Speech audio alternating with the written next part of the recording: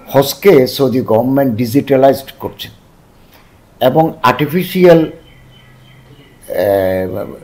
ইন্টেলিজেন্সের ব্যবহার করছে সর্বোচ্চভাবে এবং সবগুলো নিয়ন্ত্রণে নেওয়ার বিজ্ঞানের প্রযুক্তির সর্বোচ্চ ব্যবহার নিশ্চিত করে তারা হাজিদেরকে সেবা দিতে চাচ্ছেন এবং এক্ষেত্রে তারা উম্মুল কোরা বিশ্ববিদ্যালয়ের একদল আইটি গবেষককেও তারা নিয়োগ করেছেন এবং আমাদের সহযোগিতা চেয়েছেন। আমরাও তাদের সহযোগিতা দেওয়ার জন্য আমরা অনেকটা প্রতিশ্রুতিবদ্ধ। তো আমরা আশা করছি রোড টু মক্কার মাধ্যমে আমাদের হাজিগুলো যারা যায়, অর্থাৎ ঢাকাতে যাদের ইমিগ্রেশন হয়ে যায়, তাদের লাগেজ অনেক সময় হারিয়ে যায়।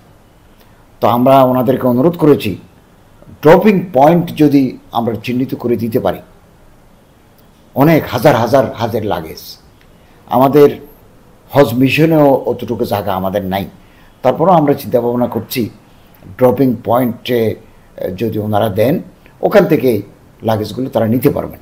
সমস্যা হচ্ছে যে শেষের 4-5 দিন লাগেজ কিছুটা হারায়, কারণ ওখানে গাড়ি ঢুকতে পারে না, মিসফালা থেকে গাড়ি ঢুকতে দেয় না।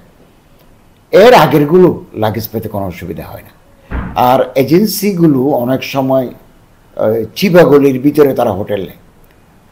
তো এই রোড টু মক্কার আন্ডারে এই লাগেজগুলো তো প্রতিটি জনের ঘরে ঘরে দিয়ে আসা চিবাগলির ভিতরে কঠিন। এর জন্য আমরা একটা ড্রপিং পয়েন্ট ঠিক করতে যাচ্ছি, ওখানে দেবে, ওখান থেকে তারা কালেকশন করে নিয়ে যাবে। তো আশা করি লাগেজ হারাবে না, আমাদের সচেতন মনিটরিং থাকবে।